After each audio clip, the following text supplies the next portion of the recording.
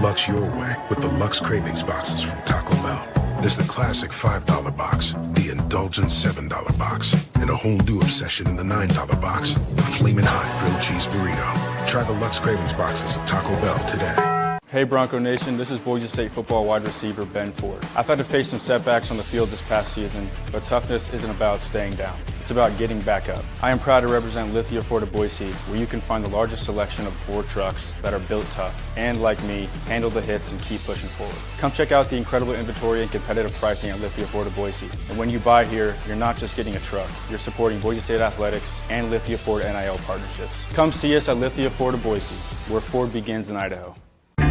Find your sun with Sun Cruiser Vodka Iced Tea. Made with real iced tea and real vodka. Cold, refreshing, and made for moments like these all year long. Let the good times cruise with Sun Cruiser. As sports fans, we may cheer for different teams, but there's one thing that we can all agree on. We want the game to be big. And with 3 levels, 30 cabanas, a 143-foot screen, 6 clean pools, and endless cold drinks, it doesn't get any bigger or any better than Stadium Swim in Las Vegas. All sports, all seasons. It's more than a pool deck. Stadium Swim. It's the only thing like it in the world.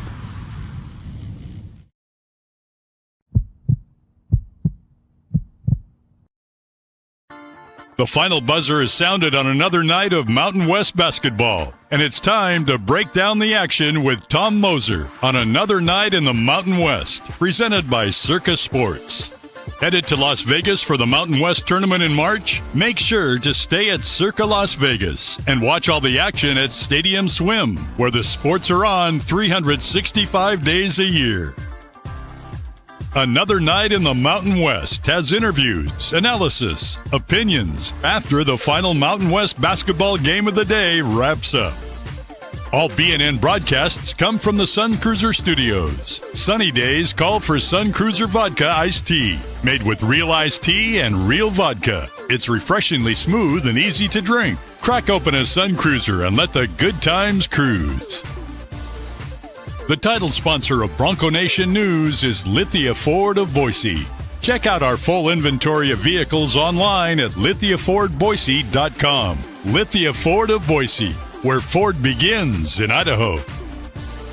Did your team just get a big win? Suffer a bad loss? Come discuss it with us. Send us a comment or question in the ICCU YouTube chat, or leave us a voicemail at speakpipe.com/BNN.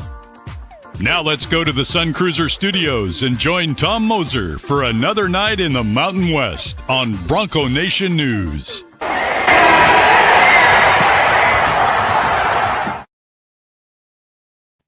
What's up, good fans and friends of the Mountain West Nation? This is another night in the Mountain West, and quite a late night it was here on Tuesday, the 17th of February.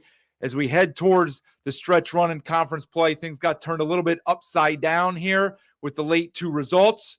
A couple of big-time upsets here as Grand Canyon goes into Viejas and handles San Diego State in the second half with a 10-point 73-63 victory. A little bit before that, San Jose State with a dominating 15-point, pretty much wire-to-wire win over Nevada. I think it was 87-71 was the final. We're actually going to be joined in a minute or two by Tim Miles live. So I will start with that game. And then, of course, we will talk for quite a bit about the game that just concluded in Viejas. But let's start with the game in San Jose where, I mean, listen, they've hung around teams for 30 minutes. I'll ask Coach this, directly, but for plenty of games where they've been in there, they just can't finish the deal. We've talked about it at length here, ad nauseum, basically, how they're shorthanded seemingly night in and night out. Even tonight, kind of the same thing. They got a couple more guys at least could suit up tonight and play. But tonight they finished the job. Now, they did need some help from Nevada, okay? And the Wolfpack shot 3 for 20 from 3. Right, that's not going to get it done against anybody, okay? Now, some of those were forced in the last minute or two when they were just in trying to play real catch-up, and they were just jacking stuff up. But 3 for 20 is not going to get it done against anybody. You allow San Jose State to shoot 52%, not good enough defensively. I mean, just a disappointing effort for Nevada, as it looks like we do have Coach Miles in here ready to join us. Coach, can you hear me? I can. How are you tonight? I'm good. How are you? Tim Miles here joining us on another night in the Mountain West. His Spartans get a really big 87-71 victory over Nevada. And Coach, I was just saying, you guys have been in there with many of the top teams for 30, 35, even 38, 39 minutes, going all the way back to that game in the non-con against Stanford, a team on the bubble that you took right to the wire. You finally got one tonight against a really good Nevada team here. What was the message and what was the locker room like? Yeah, the locker room was great, of course, right? I mean, these guys have suffered for a while. We're obscenely shorthanded. We've got, probably 43 points sitting out in gray sweatsuits. And so I just credit our kids' resilience, hanging in there, sticking with it. Tonight we had a good defensive effort. We got to Camper. We got to their three-point shooters.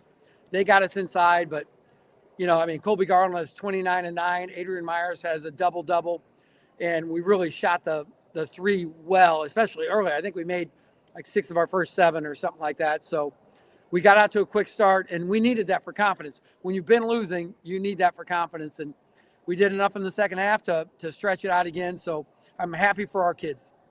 Yeah, I'm sure you are. As you mentioned, the three-pointers, you made 15 out of 29. They made 3 out of 20. So you outscored them 45-9 from the three-point line. You're going to win most games when you do that. You mentioned, I talk about it every night I'm on here when you guys play. It's incredible. And I challenge some of the people tuning in to go through other box scores across the country to find another team that played 6 guys for the entirety of a game the way that you did on Saturday night. What kind of challenge does that present when you really kind of don't know who you're going to have night in and night out? It's pretty wild. I can only imagine what goes on in the coaches' meetings. How do you handle that? Yeah, not well. Not well. But obviously, like, your job is to lead the kids you have. It's the old remember Hoosiers when Norman Dale wouldn't, like, he was mad at one kid. So he says, my team's on the floor. We're going to worry about who we are not, who we are not. That whole deal, right? I really view it like that. Like, I'm only going to worry about who we are, right? And try and keep those guys fighting, keep those guys moving in a positive direction so we can cause problems. We've got enough skill to create some problems for people, right? It's been our defensive effort and our ability to get on the glass. And I think as we, move forward, I think that's really important as we try to continue to figure that out. Sure. You shouldn't be figuring it out at this time of year, but hell, we are. So that's just the way it is. Well, that is the way it is. You play the cards you're dealt. So speaking of that, take me inside the huddle here. There's 15 minutes left in the game. So 5 minutes have been played in the second half, and Nevada's in the bonus already. What do you, aside from letting the officials know that, as I saw you do, what are you telling your guys? Are you changing the game plan because you don't want to have them shoot free throws every possession? Are you doing anything differently after they get the 7 fouls in 5 minutes? I did not. I just told our guys, keep playing hard. Keep playing in position. If there was a silly foul, of course we talked about that, but we wanted to be physical. I think that if you're going to beat Nevada, Boise, San Diego State, you've got to play with extreme physicality. No choice. And some of our guys are learning how to do that without fouling. And so I think that just is part of the territory, so to speak. And we're just going to keep fighting and keep doing it. And hopefully that we can build on this and going into our game Saturday afternoon in Boise. Yeah, definitely. Listen, you talked a little bit how you wanted to chase their shooters off and get them off the line. So you got to pick your poison kind of against any good team. And man, Price is a load inside. What was your game plan defensively against him? He's a tough guard, and man, he's physical for he's a big guy, but he's not a strapping like 7-foot monster. But he's a load in there. What was your game plan against him, knowing that you were already trying to take away the 3-point line? Yeah, we had to attack him. So we were literally going to get him off the block, right, as much as we could with physicality. And if he got it, we were going in with double teams. Quickest, closest guy, rotate out to cover the 3-point shooting, and hopefully they don't kick it opposite and get us on something like that, and just keep attacking. And we've done that periodically through the year, and I thought that was a good game plan. Not sure we can do that against a guy bigger like Felder or Fielder. Drew, you know who he is. Yep. He knows who he is. Yep. But we'll just see how it goes. Every team has their own challenges, and we'll game plan accordingly. But that was our game plan. We wanted to be on the attack. Yeah. Well, let me get you out of here with this one, Coach. Oftentimes you'll see teams that have been struggling to break through. We know you got the conference win against Air Force a few weeks ago, but you've been close most of the time. Every game's a close game at the half. Oftentimes you'll see a team break through, and then they start to see things clear in a sense. Do you get that feeling with your guys that maybe you're going to play a little freer now? Obviously, it depends on who's available for the games, but the games are going to be tough from here on out because there's a lot of good teams in the conference. But you have a feeling that you might go on a little bit of a run here. You'll play a little bit freer, and you'll be in some more games with a chance to win late. Exactly what you're saying is what we're telling our guys. I mean, hell, you could coach, and it's not that complicated, right? And so that's what we've been telling our guys is that, for a while we've been saying for like 2 weeks, like, hey, listen, we're not going to the NCAA tournament as that large. There's only one way for us to do this. That's winning the Mountain West. We got to get ourselves organized and ready and have a team that we know can operate, right, the way we need to, so we can be good and be scary in March. And hopefully we're scary in February. And maybe tonight was the start of that. I hope it is. I don't take any stock. This league is a bear. I've been around it for a long time, 10 years now. And it's a well-coached league. Players are good. It's a physical league. And I think our kids are finding their way. And hopefully we'll be another tough out in Saturday afternoon in Boise. Yeah, well, I hope so. And look, you made a run a couple years ago with Amari Moore. You got yourself to the semifinals of the conference tournament. So I'm sure, the way that you guys have the potential to make shots. Back? Maybe he's only been a pro for a couple of years. Well, listen, the way that things are trending, you might be able to get him for another year. So you might have to pony up some NIL for him. But obviously, it is possible to get some more eligibility from. But hey, look, nobody's going to want to play you guys on Wednesday the way you guys can shoot the ball and hang around for 30 minutes. He did it for 40 minutes tonight. So good luck up in Boise on Saturday for the rest of the season as well. Maybe we'll catch you again down the road. Thank you. See ya, man. Thanks, have a good night. You too. See ya.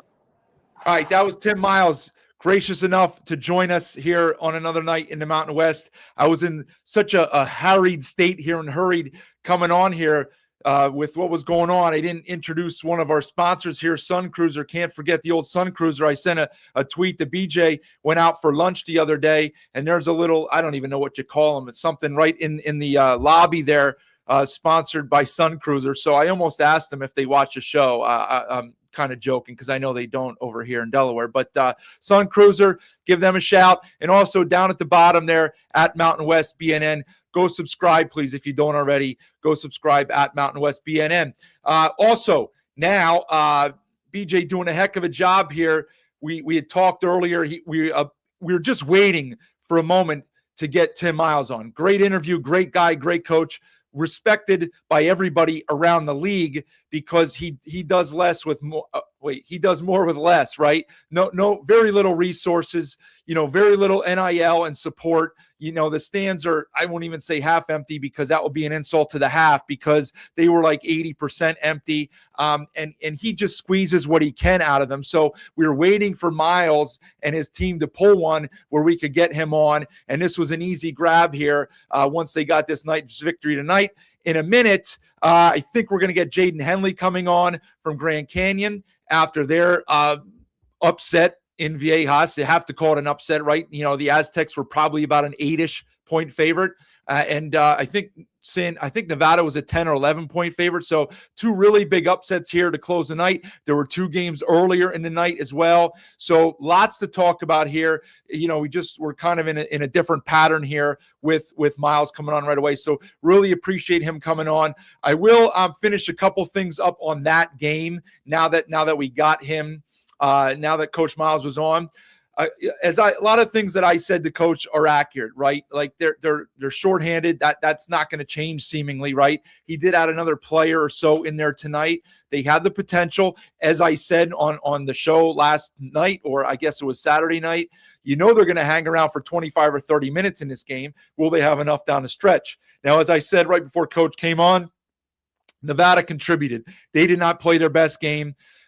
Half a step slow, not seemingly engaged as much defensively, and it bit them in the butt. Maybe they were hoping that they could come in with a B- effort and get by because they're more talented. They beat this team by 33 at home, but credit to San Jose State. They didn't care. They were hungry for a win, and they got the win. That they were hungry for. So much credit to them. I will finish up on that game in a minute, as it looks like we have Jaden Henley joining us right now, courtside in Viejas. Here we go. Jaden, you got me? Yep. All right, Jaden Henley, welcome to another night in Mountain West. First of all, congratulations on the big victory for your Lopes tonight, 10-point win in Viejas. Not an easy place to play, as you know. Tell me your top of mind thoughts about what it took to get this victory tonight. I think we were the more connected team tonight. I think we came out and everything we talked about in the locker room, coming out physicality, throwing the first punch, and maintaining it the entire time. I think we did that the entire game. And that's why we had the results tonight. Yeah, so look, first half, you guys controlled most of the first half. They went on a really big run the last 3 or 4 minutes and took a lead. And so most people would kind of think then that the momentum would carry over into the second half. But as you said, anybody who watched the game, once that second half started, something else clicked, and you guys dominated that second half. What was Coach Drew's message in the locker room to you guys at the half? We have to come out and throw out the first punch. Obviously, at the end of the first half, they threw a punch at us, and we weren't really in control the way we wanted to. So we tried to come out and be us, and that's what we did. So let me ask you this. Obviously, when you guys played the first time, 3-ish weeks ago now, 3.5 weeks, everybody knows what happened at the end of the game. The questionable foul call. Mackay draws the foul, makes it 2 free throws to win by 1. A lot of people said, well, it wasn't a foul, shouldn't have been a foul. San Diego State got robbed.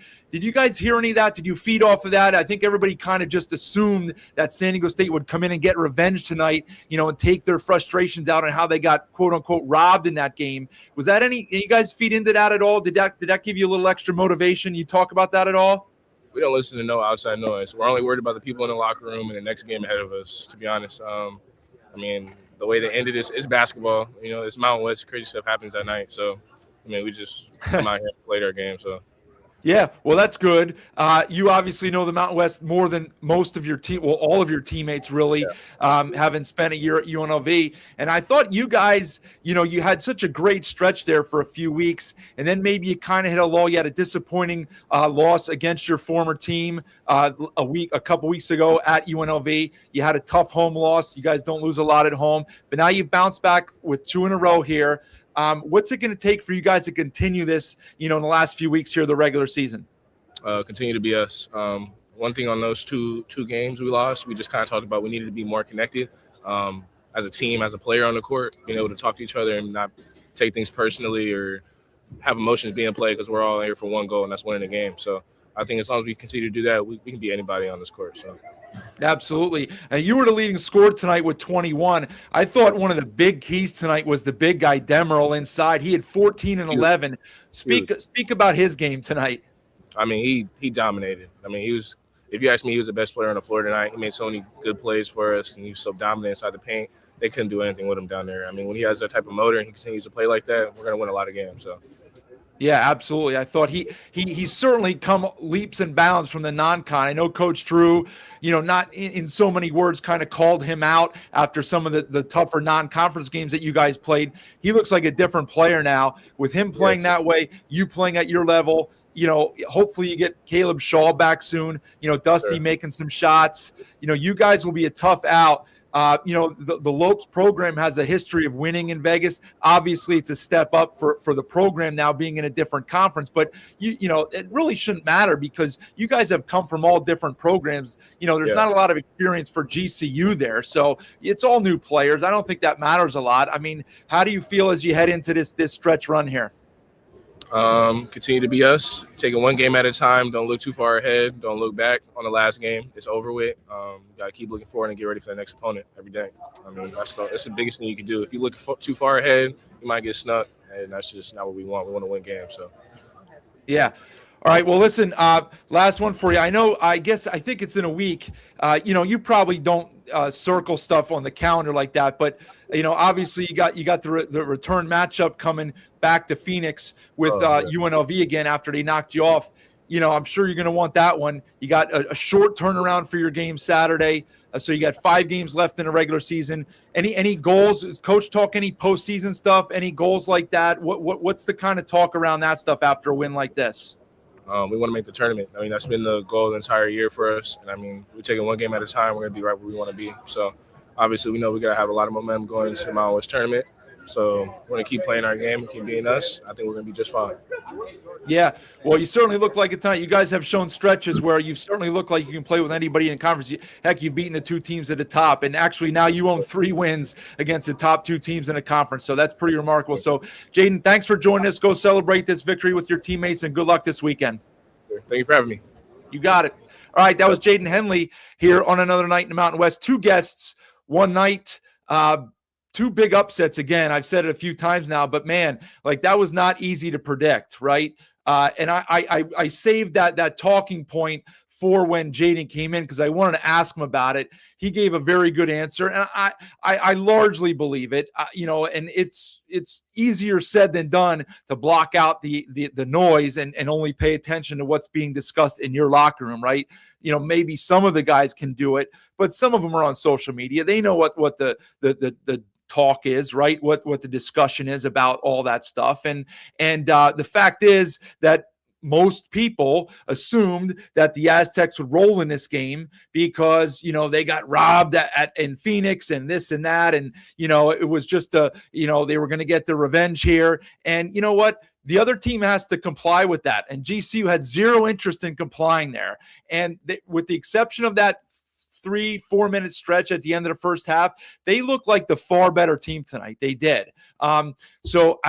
Hold on. I think let me finish really quickly with Nevada, and then I will get back to this game. We're done with guests for tonight. Thank both of them for coming on. It's awesome. Player and a coach. Love to have anybody on. We hadn't had anybody from San Jose State on yet. We had Coach Drew on before. That's why I wanted to get a player tonight from GCU. So that was pretty cool to do.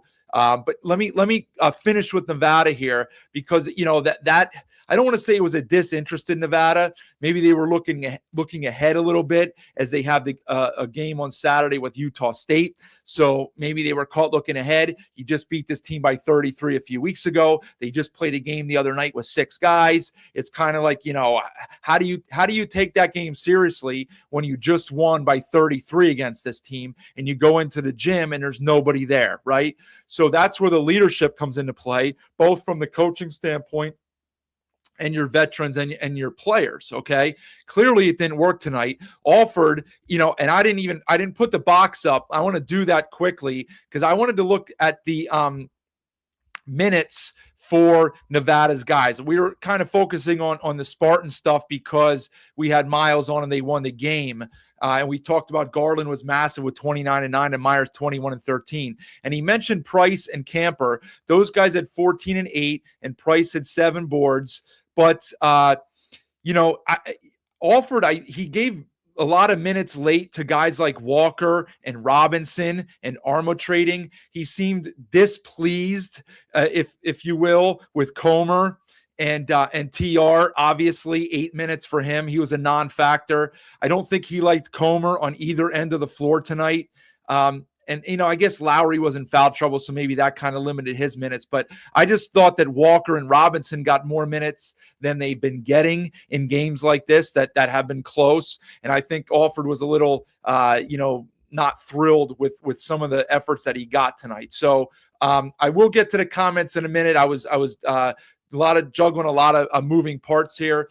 So, look, as I tweeted out, that's going to kind of stick a fork in the Nevada bubble. They were pretty much win out, period, anyway. And even then, I don't know that it would have been enough. Like, they would have had to win all 6 games, which would include beating New Mexico and Utah State at home, which they can do, and then winning every other game, and then probably making the at least the semis, if not the finals of the conference tournament, because they're not really near anybody's first 8 out at this point before tonight. But this is just 100% going to just cook their goose. They're down to the 3. Well, I guess it'll be 4 now. They're going to struggle to achieve the 4 seed, especially with that. They needed to tie with Grand Canyon because they have the tiebreaker over them. Well, this certainly did not help tonight. So they're looking at a 4-game and 4-day stretch. Even if the first game would be Air Force in the 5-12 matchup, it's still a game. So, what you saw tonight is a team that is not good enough when you don't bring your A game, okay? Because I've said it plenty. I just think their offensive ceiling is limited. You saw that tonight. They look really porous offensively, like San Jose State. Good game plan, good effort. They're not a great defensive team.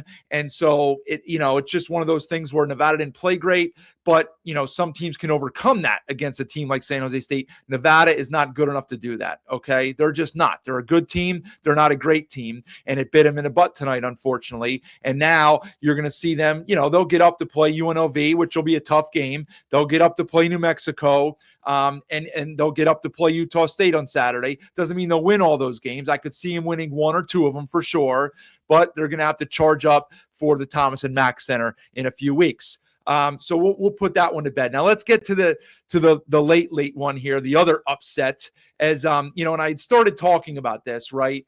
And Jaden didn't want to address it, and I'll give him full credit for that. And again, it's possible that it was not addressed much. I doubt Coach Drew brought that up, right? They won the game. He's not going to point that stuff out. But as kid, I don't want to call them kids, but as college students, it's certainly likely that, some of them knew the discourse around it through social media or through other students or whatever it is that, that was the narrative for that game and then this game. And that that had zero impact on them. They didn't care at all. Maybe, in fact, it hurt San Diego State because they didn't look right at all. They didn't look right to start the game. They didn't look right at all in the second half. They looked out of sorts. So, defense travels. Said that a lot this year. Well, I mean, that's not a new thing to basketball this year. Defense travels. And Grand Canyon has been a defensive first team all season. Now, tonight, they just happen to make some shots a little bit too.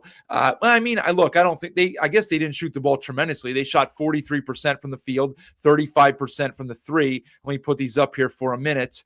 43% from the field, 35% from 3. Again, San Diego State 3 for 15, 20%, not going to get it done. I mean, foul shots were pretty similar, right? I mean, Grand Canyon took a couple extra ones late with some fouls. That flagrant that they called on BJ, I guess, against Henley, that was not a very good call. I guess I could have asked Jaden how he was feeling. I was too wrapped up in what was going on. I should have asked him because he took a hard fall there. It wasn't a flagrant foul, but that had zero impact on the game. Boards, even at 36. Bench points, big edge for the Aztecs. Paint points was even. Bird showed up tonight. Bird showed up. He was very good tonight. 18-4, shot the ball well, made some tough shots, did his thing defensively. BJ Davis, 5 points, 2 for 9, no bueno. Reese Waters, 6 points, 2 for 10. Bad, not even no bueno, bad, just bad. Nobody else in double figures, okay? Odin, an absolute 0, trying to dunk on people. Like, who are you kidding, dude? Like, this is a Division I game with very good players. You're not playing pickup at the rec center, okay? You are not dunking on people. I'm sorry. You're not playing a Division II opponent here, okay?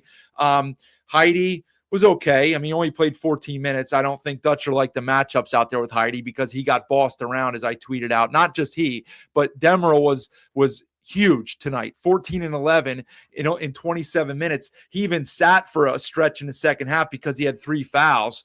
And for him to get 14 and 11 on the road against the Aztecs front line or defense or whatever you want to call it, that's pretty impressive. Guath, okay, 7 boards. Did have 4 turnovers. That's not good. 2 for 8, missed all 3 of his threes after looking so smooth the other night, and just not enough from the other guys. Simmons was good, 9 points, 2 for 2 from the floor, 4 boards. Let me get the stats off the screen. I want them to clog up the screen there. And then I guess the rest of this stuff I kind of went over.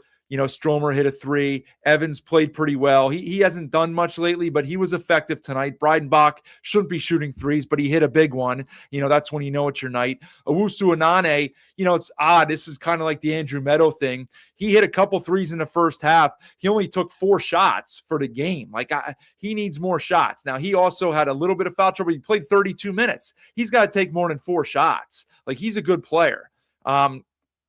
Demerol, 14 and 11, like we said. Henley, 21. Williams, 11 points. And Brian Moore, 7 points on 2 for 6 shooting. So, but look, as far as the rest of the stuff goes, I just never got the feeling that San Diego State was in control here. And, at the start of the second half, my first thought was, well, this is an exact replica of Saturday night when they had a lead against Nevada. It was a bigger lead then, but the first 4 minutes were just horrible, and that's what happened tonight. The problem was it was not just a 4-minute lull by San Diego State. It was like a complete domination. This looked like a way better team than the other team. That's all there is to it, okay? And what's frustrating for me, okay, is that you can say, well, Nevada on Saturday night, Nevada came charging out of the half. They were ready to go. They played a great first 4 minutes. It wasn't necessarily that San Diego State was bad because they got it going the last 15 minutes and looked good.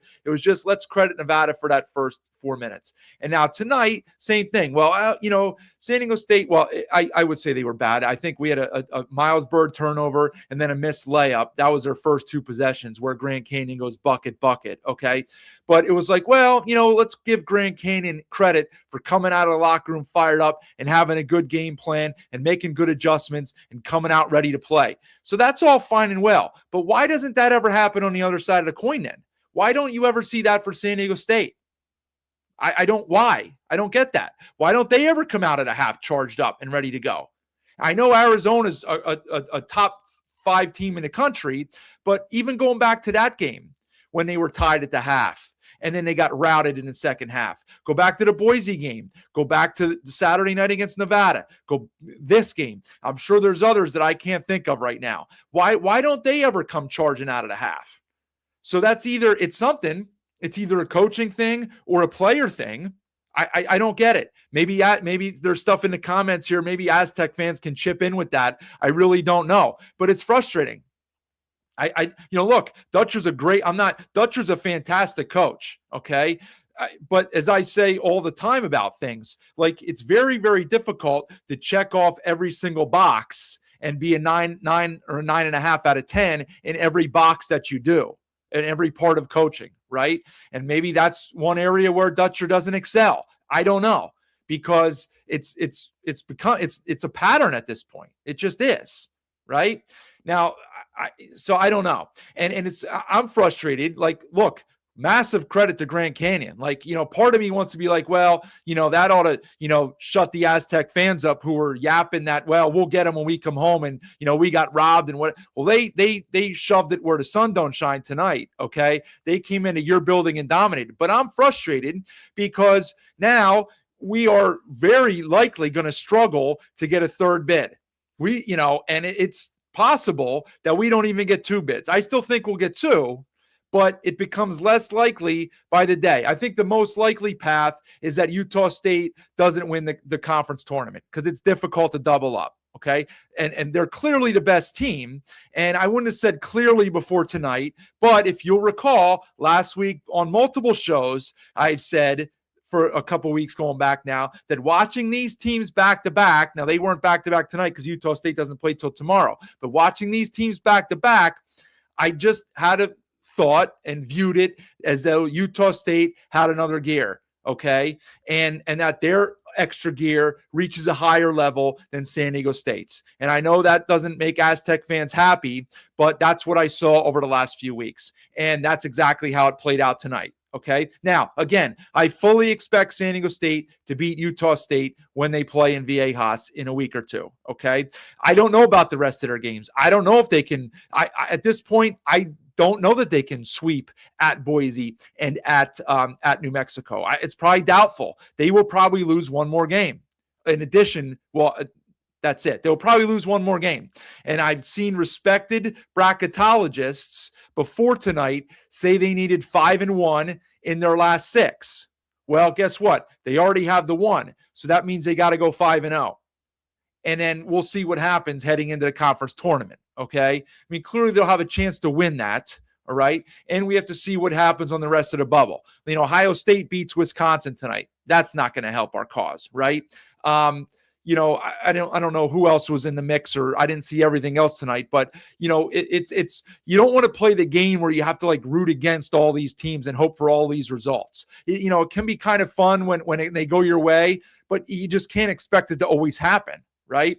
And now we're in a position where both of our teams, New Mexico and San Diego State, are on the outside looking in, and they play each other in a week and a half. So whoever loses that game is probably, you know, persona non grata. They're going to be see you later. Right? Because that's another loss. And then another one if they don't win the conference tournament. So that's going to pretty much eliminate one of those teams in all likelihood. All right. There's just not enough strong wins for either of them to overcome all of these losses.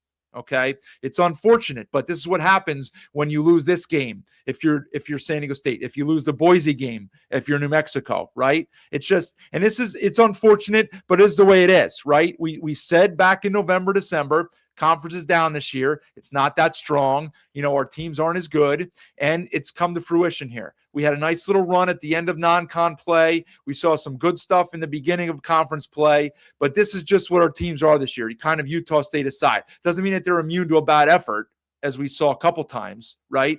But they seem to have you know, put themselves at a different level here. All right. That up from everybody else. You know, I don't think San Diego State's that far below Utah State, but as far as an at-large profile, they're pretty much up the creek. Okay. They're going to have to win out. I don't see any other path for it. Okay. Because they don't have a lot of good wins either. That Oregon win is horrible. It's garbage. Okay. It's nothing. All right. Anyway, let me run through some comments here because I'm sure there's a lot, and I haven't gotten to any of them because we got such a bam start here with our guests. So upset time, you know it, Jake.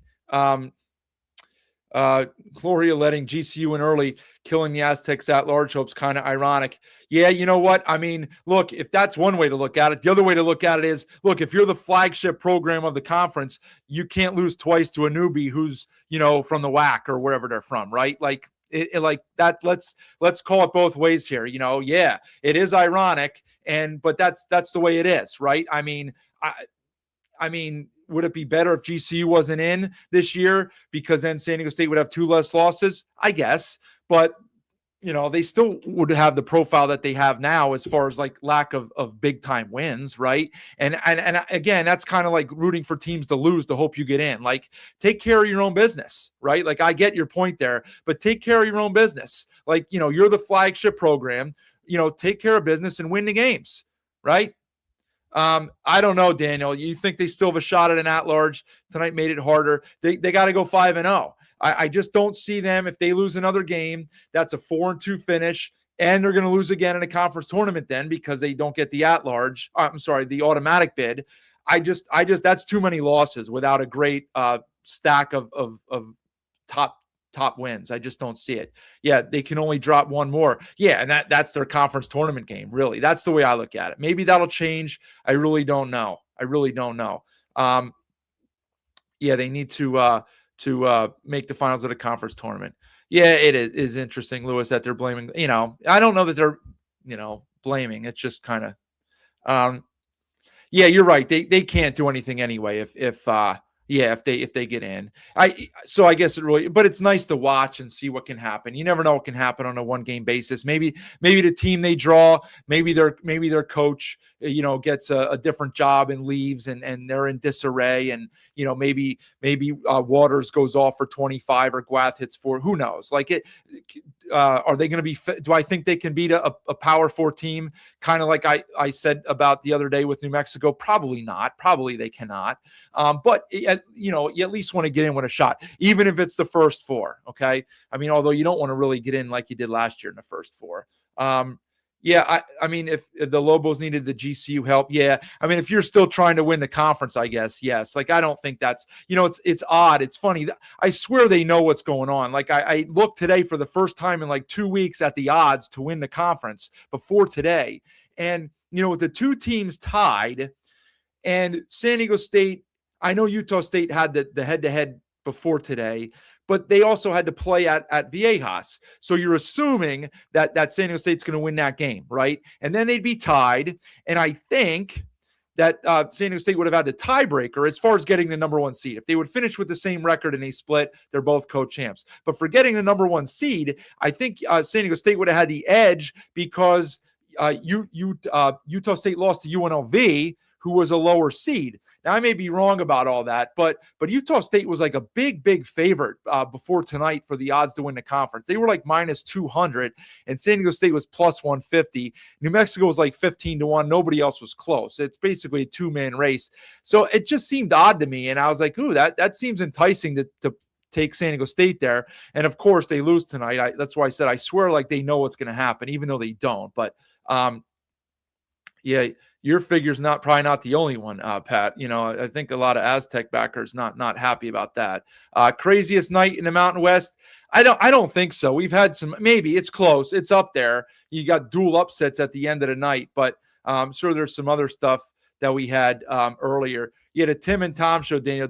I'm glad I'm glad they got a win here. I didn't feel BJ and I didn't really feel it was appropriate to have them on after beating Air Force. So, it was nice to get them on against a really good opponent that they beat there. Yeah, Larry, GCU, they do seem to be playing their best against the PAC schools. I said that last year. I don't know if it was New Mexico fans that got upset at me for saying it, or I think it was other schools. But last year, Richard, man, he was on fire against those PAC schools early on. And I swear that was a message from Richard. Some coaches like to give messages for motivation reasons. And I think that was Richard's thing. You could tell he had some comments last year in the preseason about that stuff. And I'm pretty sure he would use those last year. I can't remember all the games anymore, but I remember, especially in the first half of non-con, the Lobos were much more engaged and good against the teams that were leaving. GCU doesn't really care about that because they've never been in the league before. Massive respect for Coach Miles. Jake said he would go to war for Coach Miles. I think a lot of his players feel that way. Boise needs someone like Miles. It's interesting with Miles. Like, I don't know how much, and John, absolutely a class act. Yeah. I mean, listen, that's a tough job. We talk about Air Force being a tough job. We all know that. Not an easy job right there at San Jose State. You watch their games. It's really sad to watch. The NIL is probably the same as you and I have, right? I mean, it's just non-existent, really. Mike, I will, because I didn't watch 1 second of it. I said I wouldn't, and I didn't. I looked and it was 18-14, like almost halfway through the first half, and I said, if this hangs around this margin or close to this for another few minutes, I'll go to it for the end of the first half, because I was watching a Wyoming game, and then next time I looked, it was up to like 13 or whatever, and I just figured, okay, forget it. Dax, good question. Is this another example of the Aztecs' lack of dogs that we saw in the non-con? I think it is, because you heard Henley, right? A big euphemism that they use now is, we got to punch him in the mouth, right? And I don't know if that's a saying that the coaches use or the kids use, whatever it is, right? But they were the far more aggressive team to start the second half. And the Aztecs did not respond. They didn't respond. Dutcher subbed. He called timeout. He tried different whatever, and none of it worked. And that's like Demerol. Perfect example. Evans, other guys, they were physical. They smacked them in the mouth, and the Aztecs did not respond. So you got to be disappointed if you're an Aztec fan about that. We did say in the non-con, I just thought that they just didn't have those dogs. They had dudes, but they didn't have dogs. That was one of my comments back from November or whatever it was, okay? And now I've kind of forgotten about that, gotten away from it. My main criticism was how they don't really step on the throat when they're up big and they let teams back into the game. But man, it's different. It's one thing to have a 15-point lead and give up some buckets down a stretch and only win by 10, right?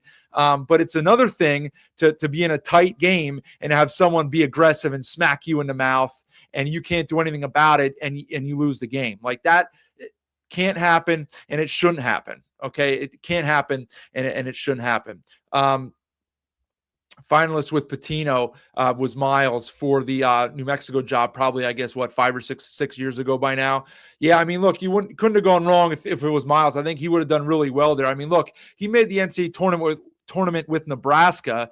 And now Hoiberg obviously has Nebraska very good this season, but I don't think they've made the tournament since Miles had him in the tournament. He had him playing really good ball that year. This is over probably 10, 12, 15 years ago now, after Miles left Colorado State, who he also took to the tournament, I believe, right?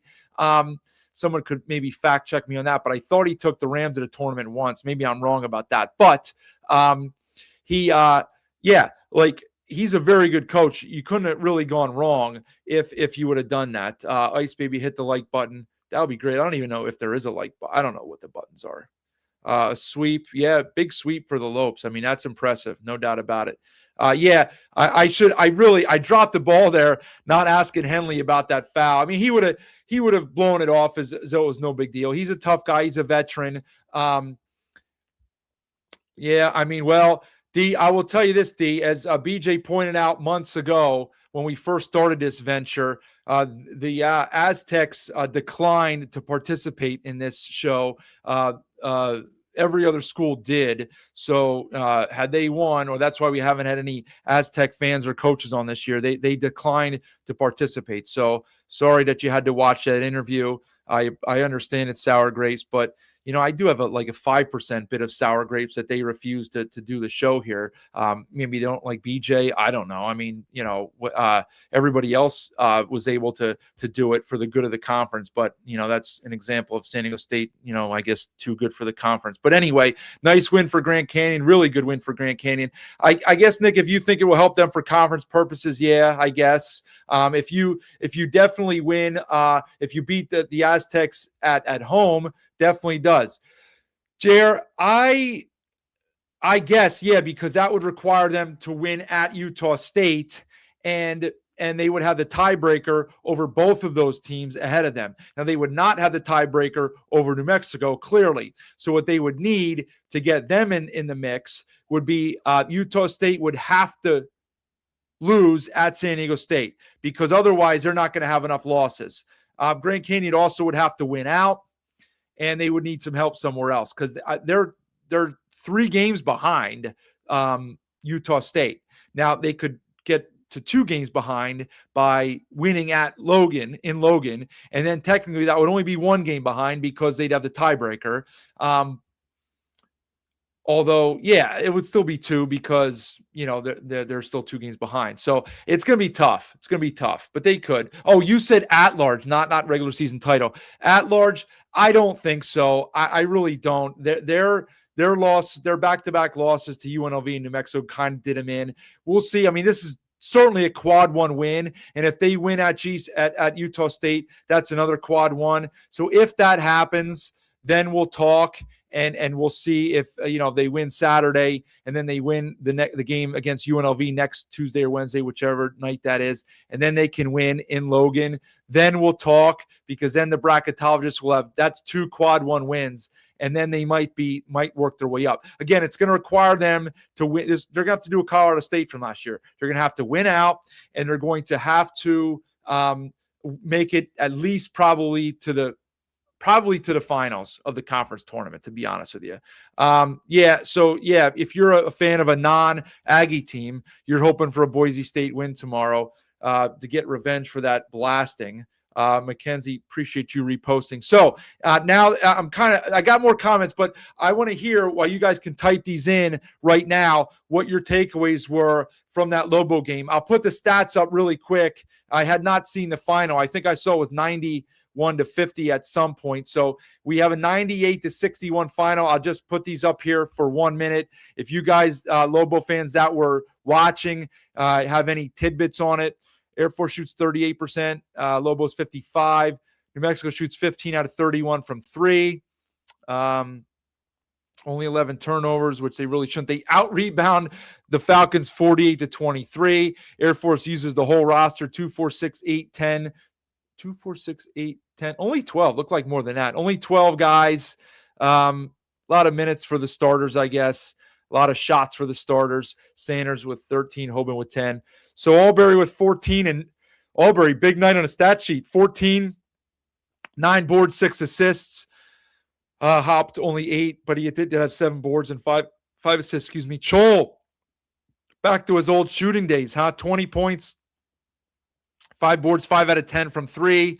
Bouillon only took 6 shots to get his 7 points and 10 boards. Jay Call, 16, hit 3 out of 6 from 3. Rock, 12, off the bench with 4 boards. 5 for 5 from the floor. So, I mean, look, that's what you would expect. Okay. I mean, the Air Force is losing every game by 30 or more. I mean, it's really sad to watch. Well, actually, that's why I don't watch. Love the Air Force Academy. Do not love their basketball program at this point. And they are what they are. But good job by New Mexico. It's after an off day. This was a perfect scheduling spot actually for the Lobos. You have that week off, maybe a little bit of rust, and then you kind of get to work that rust off against a team that has zero chance to compete against you, and get out there and you score 98 and you win by 35, and set up I don't even know where the Lobos go this weekend. I got to get a look at the schedule. Big win by GCU tonight. They, what does that say? They are a frustrating team to watch. Clearly high ceiling, lose too many games they should win, can go 5 minutes out. Yeah, well, they're capped with they're similar to Nevada. They're capped with their offensive ability. They just are, okay? They're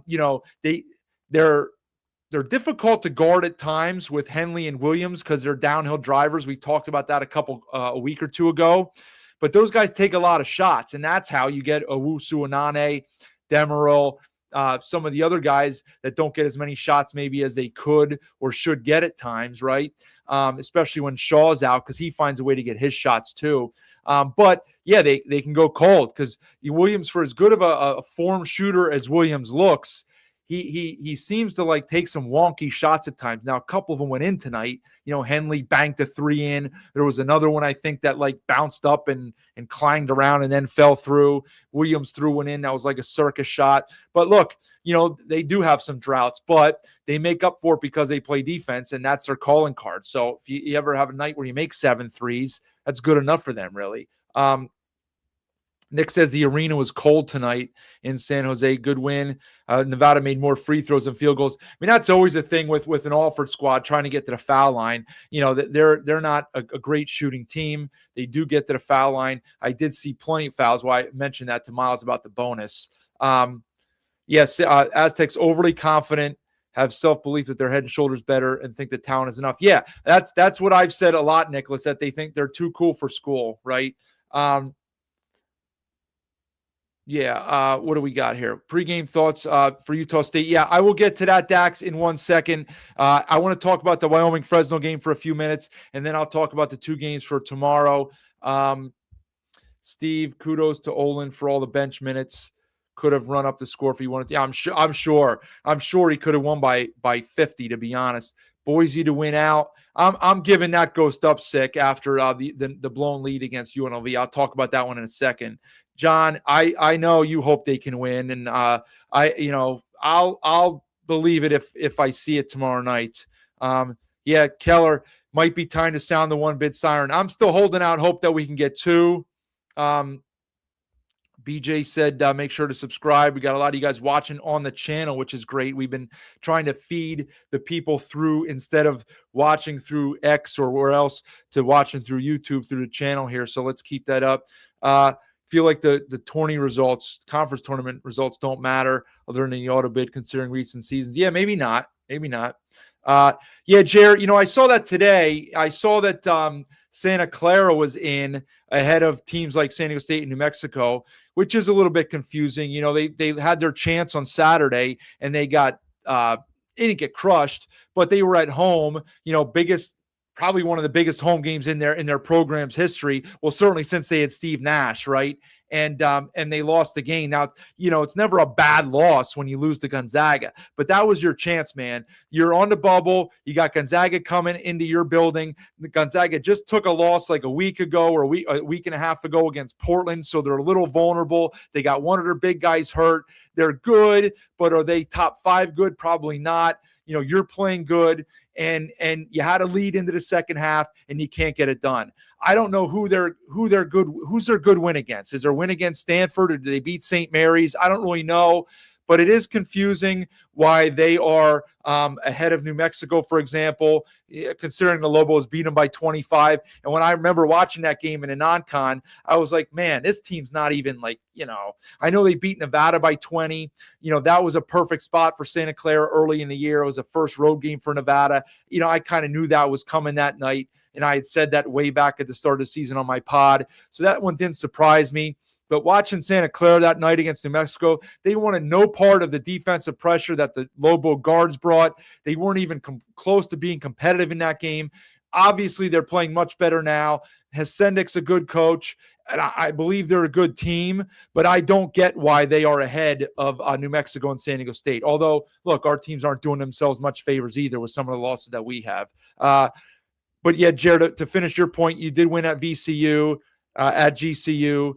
2 quad 1 road games. I think a future win against San Diego State will lock them in. It's not going to lock you in. There's no way, because you're not even in the field right now. So if you're out of the field, no one win is going to lock you in, because, that's assuming you lose at Utah State, right? So, if you go, because you won tonight, you go 4-1 to finish, that would give you a good win at Nevada. I don't know if that would be quad 1. That would probably be quad 2 after tonight. You get a quad 2, maybe quad 1 still, but you get a quad 1 or 2 again if you can win at Nevada, and a quad 1, or it might even be 2, probably 2, beating San Diego State at home. But that's going to require you to win at Nevada, right? And that's certainly no freebie. Okay, that's no freebie, because again, you'll get a different effort from the Pac on that night than you did tonight. Okay. And of course it's going to be if you can win at Logan, that will be better than beating San Diego State at home, to be honest. If you lose one more game, you'd rather have it be the San Diego State game, I guess, because you can get that win at Utah State. So, a lot of other things have to play out, the way that teams play, all that stuff. Let's see what else. Ewokes appreciates BJ backing and launching the channel. Yeah, 100%. You've said that before, but I think this has been a great addition to the content here for the conference. I'm appreciative and glad that BJ invited me to do it. It's been really awesome. It goes very quick when you're in the moment, even, when those days and that alarm comes early after a few hours sleep, and, I'm dragging in the middle of the day, but, I don't mind at all. We only have a few weeks left. And it's been awesome. So, appreciate you guys hanging in there. As a Boise fan, helps knowing that at least one other Mountain West school would probably lose to Hawaii Pacific. I don't know. Would they? Tim with CSU in 2012, so he did make it. Okay. And then I think the Nebraska one was maybe 2014 or 2015, I think. So he thanks, Steve. So he has made it with both programs. I mean, look, he's a very good coach. And I don't know, I didn't finish this thought because I went off on that tangent, but I don't know if he's got another job in him or not. He's not he's not a spring chicken anymore. He's still got some years left. And don't get me wrong, if he would get an offer somewhere, he would probably take it, because it would be a place where he'd have more support financially, NIL, recruiting, fan base, all that stuff. I don't know. I hope it comes for him, but yeah, that's funny. Well, I appreciate you saying that, D-Rax, that you have sour grapes and them for not doing the show. I was going to send in a complaint about that. I mean, it is disappointing. If everybody else, if it would have been 50-50, I don't think BJ would have said that a month ago when we started, and I wouldn't have reiterated it here. But when every other program in the conference says yes, then you're out on an island there. So then it kind of makes you look like you're something, right? Fill in the blank, whatever you want to say there. So, I mean, yeah, a little bit. Does the Nevada loss help Boise in terms of seeding? I guess it does. Yeah. I mean, Boise's probably still what? I'd have to look at the updated standings. I think that gives Nevada. Does that give Nevada 6 losses? Let me see if I can pull it up here on my other screen, as I have like 2 computers and like 42 windows open. Let me see if I can pull up the current standings. Standings. Men's basketball. Hopefully they have them updated. They do. So Utah State 12-2, San Diego State 12-3, New Mexico 11-4, Grand Canyon 10-5, Nevada 9-6, UNLV 8-6, Boise 7-7. So I mean, look, Boise has to win tomorrow night, and then they're a game back. If they lose tomorrow, they're 2 back. Okay, and they're. I didn't look at the point spreads, but I'm assuming they're a double-digit underdog tomorrow up in Logan. So doesn't. Again, I said this the other show. I said it on my pod. Doesn't mean they can't win, right? We saw a team that got blasted by their opponent before, just by 30, win tonight in San Jose State against Nevada. So just because Utah State won by 30 in Boise doesn't mean that the Broncos can't win tomorrow night. Clearly they can. Okay, they have the potential. They have the players. They have a coach who knows how to get it done. He went down 2 weeks ago, a week and a half ago, and won in the pit when nobody expected him to do so. So I'm not counting them out. It is going to be difficult to do, though. Okay, it's going to be difficult to do. But yeah, it didn't hurt. It didn't hurt, because the other thing too is that you don't want to be tied with Grand Canyon if you're Boise, because they have the tiebreaker over you. They swept you 2-0. So, let Grand Canyon beat everybody else. And, you would want New Mexico to lose a few games, right? I mean, you're kind of far away from them at this point, but you want teams like New Mexico and Nevada. You don't want to be tied with UNLV or Grand Canyon because they both swept you. So I think UNM can win out. But that's your bias as a fan. Yeah, I mean, look, I don't ever really go to that Ken Palm stuff, but I am pretty sure Ken has him losing. Well, I know he has him losing the Utah State game. Maybe he has him losing another game. I don't know, but I'm pretty sure, although tonight did no favors for Nevada, but I said before, I would think Nevada will be a small favorite in that game in Reno. Against the Lobos, but it's a toss-up. Obviously the Lobos can win that game, but it was tight when they played in a pit, and Nevada's played tight games against the top teams. They just didn't show up tonight. Yeah, they are D3. That's what I said. And I was listening to a pod today or yesterday, one of the days, other like national people. It wasn't a Mountain West pod, it was a national podcast, and the guys echoed what I had said, that something needs to be done about Air Force. They referenced the fact, like I've said, that Air Force was 300 spots lower than New Mexico before tonight in Ken Palm. And that's a conference game. Like you don't see that anywhere. You don't see that anywhere. Because the top 50, like it can only happen if you're top 50 in Ken Palm, right? There's only 360 teams. So it can only be like from 60 to 360, 40 to 340, whatever it is. And the top 50-ish teams are all from the good conferences, right? And they don't have teams that are that low. So we all know the conference is changing, but something needs to be done there. Something needs to be done. Good game. Chol, Albury's points were in garbage time. Appreciate that, Larry. Did not know that. Interesting. First half rebounding 22-5. That's wild. Okay. Lobo game blowout, played much better D in the second half. Yeah, because it seemed like Air Force maybe made a few shots. And I could totally see that, trying new rotations and schemes, trying to throw another wrinkle in. Again, look, I hate to say it, but this is like as close to a scrimmage as you're going to get, right? When you play at lower levels, D3, high school, you can get scrimmages in the middle of your season if you have like a week off or you're preparing for playoffs or whatever it is. You don't do that at this level, right? You're not even allowed to do it, but you wouldn't do it anyway at this point in the season. You only have your team to scrimmage against, your second team, whatever. That's why women's teams would scrimmage against males from the college, because they'll provide stiffer competition, right? Well, this is as close to a scrimmage as you can get, where you can try other things. You can throw different wrinkles out there defensively, work on this, work on that, see what might work. Absolutely. Did Albury score with 7 seconds left? Well, first of all, I would question why he's in with 7 seconds left. And then, yes, I didn't see it, but obviously I was critical of the Utah State issue the other night against Memphis. And so I would take issue with that as well. Not really a fan of that, especially against Air Force. Have a little bit of self-awareness there, Albury. There's no need to do that if that's the case. Chol scored 20. You think they can win out? Yeah, Adam, we'll see. I mean, they can. And New Mexico, that's right. I did see that. That is kind of an interesting one right there. That's one, it hasn't been talked about at all. We've talked about all the other games that they have. We've talked about them going to Nevada. We've talked about them going to Utah State. And we've talked about them hosting San Diego State. And here, stuck in the middle, is this game against Fresno. Now, let me get to Fresno for a minute, because you're going to look at the score, and they didn't look very good. I wouldn't say they didn't look very good, but did I put this one up here? Oh, I think I have it set already. Okay, so 92-82 was the final. It really wasn't a 10-point game. It was shorter than that most of the night.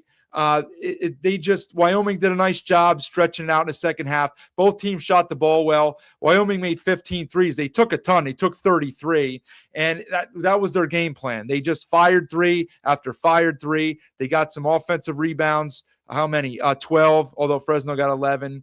Both teams shot it well, didn't turn it over well. It's a pretty well-played game. I thought it was an enjoyable game to watch. I got to watch most of it solo because the first hour and a half, actually first hour and 40 came before the other game came on TV. So I was able to watch it in full. It was a good game to watch. Hyde Brader was out for Fresno. Douglas was out for Fresno. So that limits them. This was always going to be a tough matchup. Wyoming, lost at Fresno, so you figured they'd want to get this one back, and they did. So good job. They haven't had many wins lately. I think someone said they were like 2-8 in their last 10. So good one to get here for Sundance and his crew. Wilson Jock, 19-12. He was big. Collins, they couldn't guard Collins early, but he didn't really have much of an impact late, or really much of the second half at all.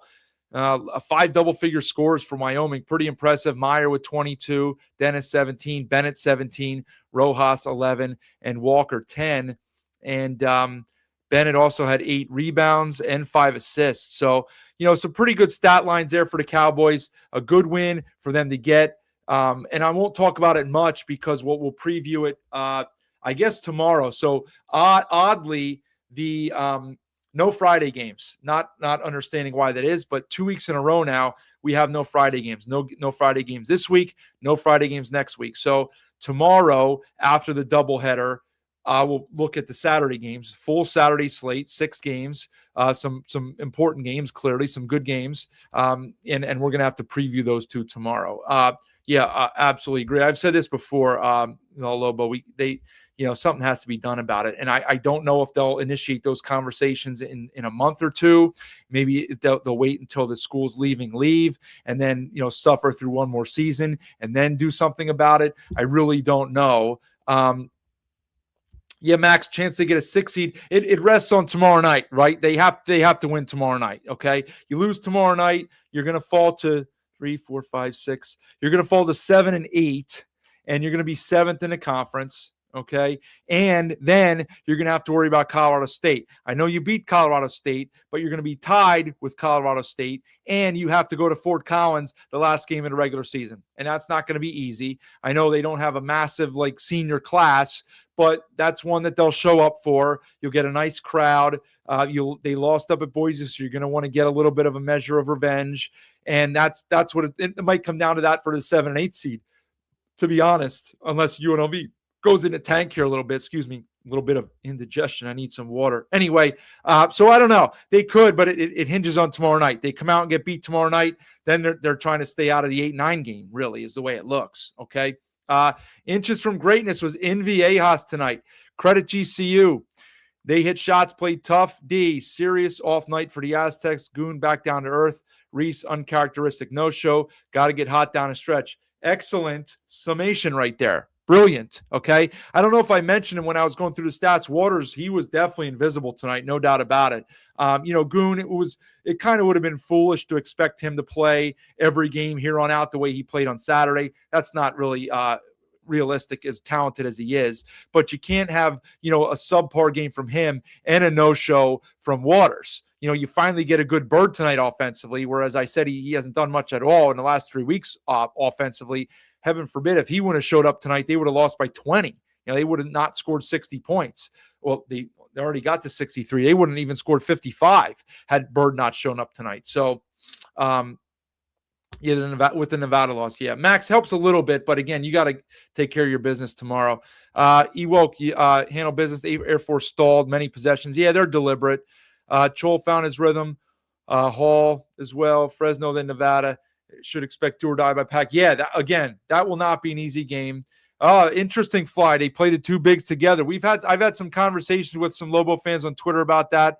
It might be John, might be Jared, might be some other JR. I don't know who it is. We've talked about that. I do like that. I just don't think it's part of what Olin likes to do offensively. So this might have been one of those examples of him tinkering with stuff, and he could do that against the opponent tonight. So, 100% Jello, 100%. Oh, and it's not Jello, it's Jell-Lobo. I thought that was Jello. I thought you were like a Jello shot guy. Okay. Yeah. Why would you want to be in? And that's part of the issue with Joe Scott too. Like, does he even want to come back if they would take him back? Like, this can't be fun. Like, it's fun to watch that direct deposit go into your bank account. Okay. But man, is that fun to show up and get on a plane to go down somewhere and get smoked by 25? And that's if you play well. Otherwise it's 35 like tonight. Okay. I mean, holy macro. As far as Sky, I don't know. BJ and I have talked about this. We're not sure what to do here. We'll figure something out for next year. We got to talk about it. We got to figure some stuff out. Grand Canyon, Aggie, definitely going to be tough in a tournament. They have a tournament profile. Bryce Drew obviously knows how to win tournament games. Okay. And we'll see how the matchups shake out for them. They clearly want to avoid New Mexico. They like to draw like Boise in the quarterfinal. I don't know if that's possible. I guess in the 3-6 it's possible if that's how it would shake out. They seem to like their matchup against Boise, but not so much against New Mexico. Regardless, they're going to have to win 3 games against 3 good teams. That's just the way it is when they're not going to be a top 2 seed, right? And so, I mean, I guess they can get the 3 seed. They're a game behind. But see, it's going to be very difficult for them to get the 3 seed because they're a game behind New Mexico, and they don't have the tiebreaker because the Lobo swept them. So they're looking at a 4 seed is what they're hoping for, because they don't have a tiebreaker over Nevada either, because Nevada beat them and they don't play twice. So they could get the 5 seed. Now, the only thing that makes them do is play the Wednesday game against Air Force, and they'd still be in the 4-5 and then have to play likely Utah State in the quarterfinals. But they're going to have to win 3 games against 3 good teams. They could do it, but it's going to be difficult to do. But yeah, we'll see. Utah State got help from GCU. Yeah, I don't. There's no way they're going to get up to a 5 seed, Tate. I guess 6 is possible. I've read some bracketology stuff that says 7 is likely if they run the table here. They just don't have enough high-end wins. Their other metrics are okay. They have 1 bad loss, and if they can keep it to that, it's not that bad. The problem is, and this is just what you face in these conferences, in our conference, is that these other teams, they just play so many damn games against like good teams. You fall into like quad 1 wins by accident, because all you have to do is show up like once a week at 1 of your 2 games and you get a quad 1 win. And so, we know the deck is stacked against us. We just have to play the cards the way they come out. So, too many mistakes for San Diego State did them in, Devin says. Wonder why sit the starters in the second half. Huh. Oh, yeah. BJ said, when I said earlier, who needs water, crack open a Sun Cruiser. This thing's been sitting up here, I said, for like the last 6 weeks, although I don't really have the heat going in here, so it is a little chilly. The problem is I got to get up for work in 5 hours. So, I don't know if they're the best team. They have the potential to be that. I mean, look, I don't know many teams in the country in their conference that can say that they're 3-0 against the top 2 teams in their conference. That doesn't happen very often. Like, GCU is in 4th place. They're 10-5 in the conference, and they're 3-0 against the 2 teams at the top. Very odd. Very odd. Okay. All right, listen, I've been at it an hour and 13. I want to just mention for a couple minutes the stuff for tomorrow night. We've hit on a little bit because we've had some questions about it. I mean, look, Utah State, Boise State tomorrow. I mean, look, the Aggies know what's ahead of them here. clearly they're aware of everything, as evidenced by what took place at the end of the game Saturday night. So they're not going to be sleeping here. They also consider this a rivalry game. They're not going to take their foot off the gas. They respect the Boise program. They respect Leon Rice. Whether the fans do or not is a different matter, right? That's fandom. But we know Calhoun. We know the players. They respect the Boise program. They're not really looking at the fact that the Broncos are 7-7 and 15-10 overall. They're looking at the fact that they have a talented team that's in the postseason hunt every year. And prior to last year, they made 3 NCAA tournaments in a row. And it's a team that can come in and be dangerous and knock you off. They're also going to point to the fact, Calhoun will, that look at what just happened last night, aka tonight, okay, where we have 2 teams nobody expected to win go in on the road, and well, one of them's at home, and get victories, okay? So I would expect the Aggies to be engaged. They'll be ready to go. You know, they're not going to be like taking Boise for granted because they already beat them by 30 the way that maybe Nevada was tonight, right? So you know, I think it's going to take a really poor shooting night for the Aggies for Boise to hang in this one. You know, I see a path to some points for Boise. Andrews didn't have the game last weekend that he had the week before. The problem is, you know, where's Boise at mentally here, right? Their last game was probably as deflating a game as you could have, where, you know, they've had a really topsy-turvy season here, okay? Lose to a D2 opponent opening night. You know, you pile up some really good wins. You have some disappointing losses. You have some frustrating, you know, things happen with your fans, with the coach, and all this stuff. You get some really good wins. You're playing good basketball, and then you blow like a 17-point lead with 8 minutes to go against a team that you feel you're better than, that you wanted to beat because they already beat you. And it's just like, man, I know they had a couple extra days. It's not like they played Saturday and then Tuesday like everybody in the conference did tonight. So that in that sense, it helps them a little bit to have more distance and separation between the 2 nights. But man, it's got to be tough to respond there. Like I can't imagine that I'm sure Leon gave them off Saturday. Maybe they came in to watch film and get shots up or get a lift in or something. But I can't imagine they went through a rigorous workout, especially with the extra day in there. But I can't imagine that like Sunday's practice was the most crisp practice that the Broncos have had all year. You know, and yes, I think they'll come and they'll show up and they'll be ready to play. But when you get behind by like 8 or you get behind by 11 and the crowd's going nuts, it's a lot easier to give in when you've just gone through that than when you've won 6 out of 7. And if had they finished that game off by 12 and they would have been riding high and, you know, here we are again, you know, we're close to the bubble and we're going to get a top 4 seed and we're playing good basketball and let's buck ourselves up here and pull ourselves up by the bootstraps and let's go get this one. It's a lot easier to do that when you're rolling than it is when you come in off of a blown 17-point lead in the last 8 minutes. So I have some questions about how they'll show up. Now, look, that theory or angle of mine has certainly not been foolproof. You know, I didn't think UNLV would show up after the way they gave that Fresno game away, and they proved me wrong by beating Grand Canyon. So clearly it's not, you know, a home run. That's just kind of my feeling on it. That's my feeling on it. So, you know, I do expect the Aggies to win. I don't think they'll win by 20 and embarrass the Broncos the way that they did up in Extra Mile back at the start of conference season. But I think they'll win the game by 8 to 10-ish, I guess. The other one is an interesting game. Again, a battle for seeding.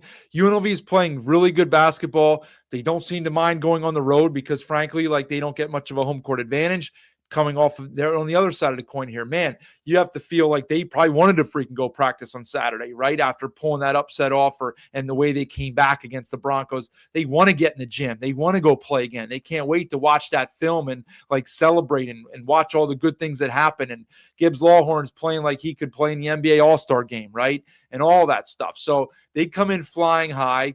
The Rams, albeit against not the greatest competition, have won 2 in a row. I don't know Pasquarelli's status. I didn't really check on that. The injury report today that the conference put out did not include the 2 games for tomorrow, so I did not see whether he's out or not. clearly hurts their depth a little bit if he is out. But they have enough guys. Ali's been using plenty of guys. He can slide somebody else in there and move some guys around. And let's be fair, Pasquarelli has not played super, shot the ball well much of this calendar year anyway. So look, how are the Rams going to defend Gibbs Lawhorn? That's a huge issue here. They haven't been a great defensive team all season. At times it looked like they might be improving, but I think they kind of regress every time. It's like a step and a half forward, a step and a half back. And so, how are they going to defend Gibbs Lawhorn? Sometimes there is no defense for Gibbs Lawhorn, right? What kind of help does Gibbs Lawhorn get? I don't know that you'll see Kamani Hamilton make 3 threes again the way he has a few times lately. But can they get the same game out of Walter Brown the way he's been playing? Can they get good minutes out of the big guys inside like Tyron Jones? Okay.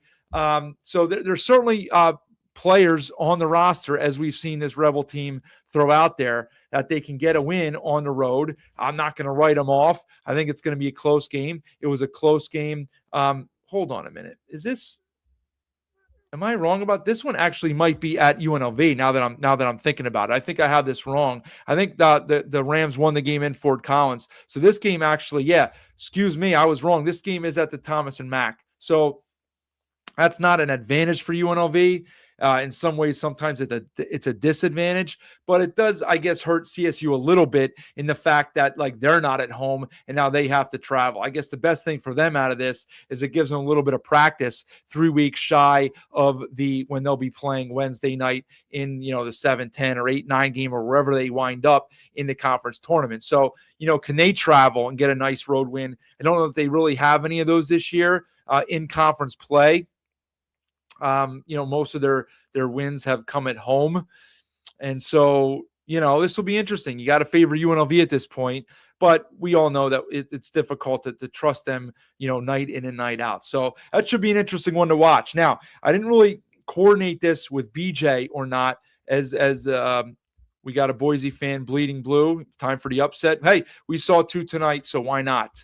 Tate says he thinks that Utah State could get the Mountain West disrespect when it comes to seeding and find yourselves in the 8-9 game. Yeah, and the frustrating thing this year is you really do not want to be in that 8-9 game because the 1 seed seem really, really tough. I mean, it's never easy to upset a 1 seed in the second round, but man, they just look really, really solid this year. And I think, they're not going to be easy to beat either, but some of the 2 seeds have the potential to be a little bit vulnerable.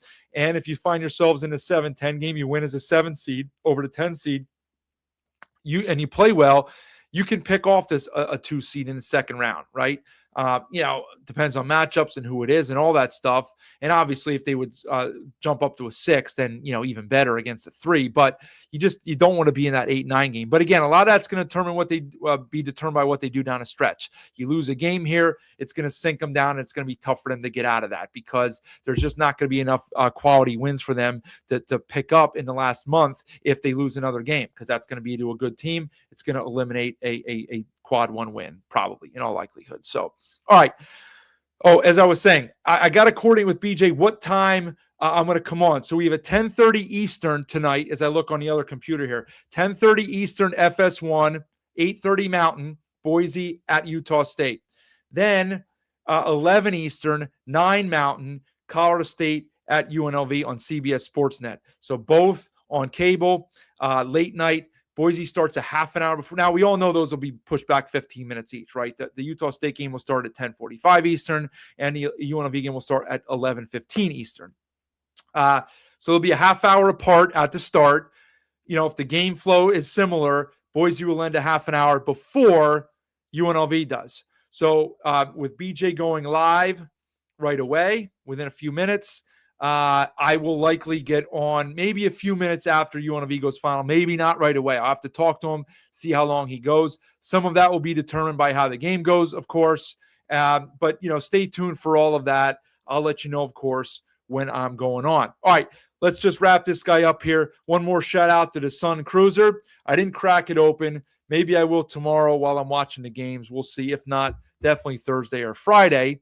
Also, subscribe down at the bottom, please, at Mountain West BNN. I see it scrolling on the bottom right now, at Mountain West BNN. Free subscription. Just click on subscribe. You got to be a YouTube member, but everybody is these days doing their stuff on YouTube. So just click subscribe. Helps me out. I would appreciate it very much. Lastly, one more thanks to each Tim Miles and Jaden Henley, head coach, San Jose State, player for Grand Canyon after their wins. Both got them both on live, back to back. Awesome stuff. BJ coordinating that, the SIDs for each school, being gracious enough to track those guys down right after a win, to do more media obligations. Really appreciate them giving up 5 to 10 minutes of their time to come on here and answer some questions. So love that. Love all of your interaction here. It's 1:45 on the East Coast, 11:45 for many of you. I know it's late for you guys as well. So you guys can get some rest. I can get some rest. We can all get some rest, and we can reconvene tomorrow night. So thanks so much for being here. Appreciate all of it. And we'll see you back here tomorrow night on another night in the Mountain West. Get ready for the time of your life at Circa Resort and Casino, Las Vegas's newest destination for fun, featuring the world's biggest poolside tailgate party with 3 levels of action, 6 pools, and a 143-foot screen. The fun is always on deck with all the games all year long. Stadium Swim, located in downtown Las Vegas on Fremont Street. Book the time of your life today at circalasvegas.com.